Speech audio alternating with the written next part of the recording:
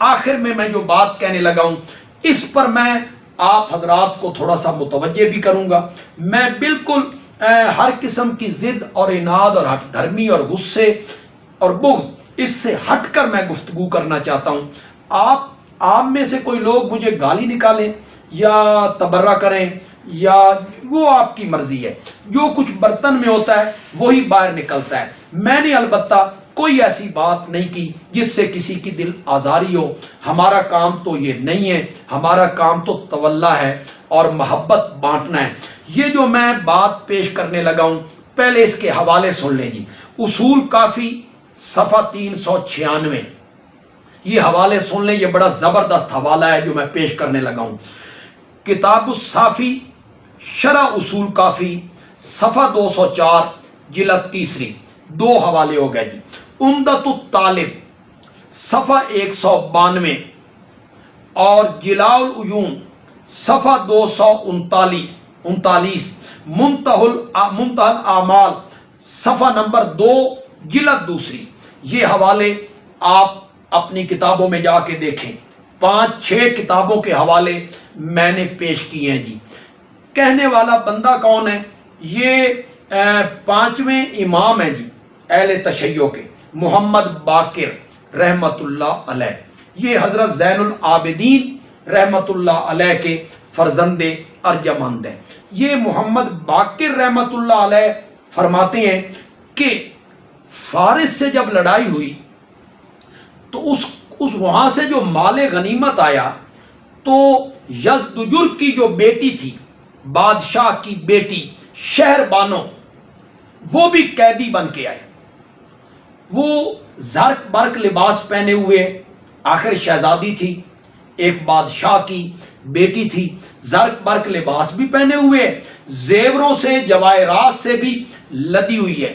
کتابوں نے، یہ جن کتابوں کا میں حوالہ دے رہا ہوں ان میں لکھا گیا کہ مدینے کی عورتیں اپنے مکانوں کی چھتوں پہ چڑھ کے وہ منظر دیکھنے لگیں جہاں ان گلیوں سے، سڑکوں سے وہ یزدجر کی بیٹی شہر بانو گزر رہی تھی۔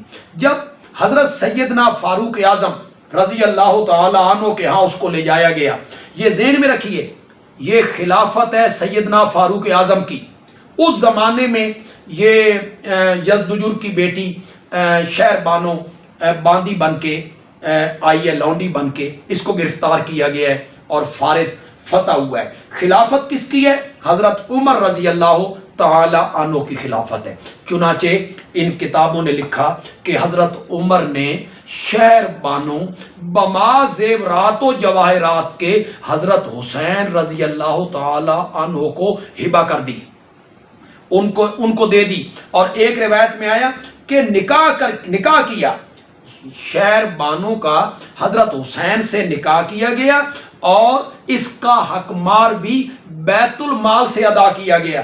دیکھیں، مجھے گالی نہیں نکالنی یا مجھ پہ تبرہ نہیں کرنا، میں نے کتابوں کے حوالے پیش کر دیے ہیں، اس پر تحقیق کیجئے، اس پر غور کیجئے۔ جو صاحب فکر لوگ ہیں اور پڑھے لکھے لوگ ہیں، سنجیدہ لوگ ہیں، وہ تھوڑی سی تحقیق کریں۔ تحقیق کرنے میں آخر کیا حرج ہے؟ حضرت حسین رضی اللہ تعالی عنہ کے نکاح میں دے دی۔ اسی شہر بانو سے حضرت زین العابدین پیدا ہوئے رحمت اللہ علیہ۔ یہ شہر بانو ان کی والدہ محترمہ ہے، اور کربلا میں سب حضرات شہید ہو گئے، حضرت حسین بھی، ان کے بیٹے بھی، بھتیجے بھی۔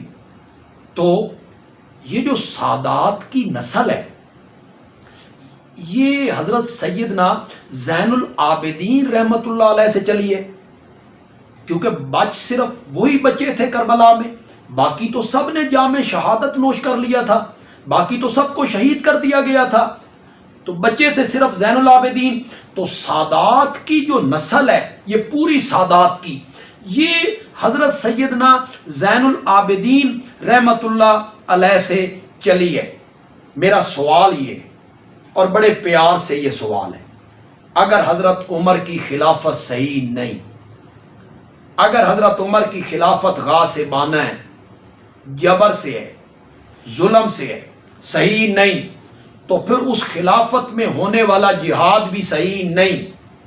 جہاد صحیح نہیں تو آنے والا مال غنیمت بھی صحیح نہیں، اور آنے والا مال غنیمت بھی صحیح نہیں تو پھر شہر بانوں کا ہبہ ہونا یا شہر بانوں کا نکاح حضرت حسین سے وہ کیسے صحیح ہو سکتا ہے؟ اس لیے سادات پہ رحم کرو اور اس بات کو تسلیم کر لو کہ حضرت سیدنا فاروق اعظم رضی اللہ تعالی عنہ کی خلافت برحق تھی، خلافت راشدہ تھی، حضرت علی اس پر راضی تھے، اس زمانے میں ہونے والی جنگ جہاد تھی، آنے والا مال غنیمت حلال تھا، اور شہر بانوں کا نکاح حضرت حسین رضی اللہ تعالی عنہ کے ساتھ 101% صحیح تھا۔ ان باتوں پر بڑے ٹھنڈے دل سے اور ٹھنڈے مزاج سے غور کیا جائے گا۔ انشاءاللہ کل پھر آپ سے چوتھی نشست کے لیے انشاءاللہ گفتگو ہوگی۔ وما علینا الا البلاغ المبین۔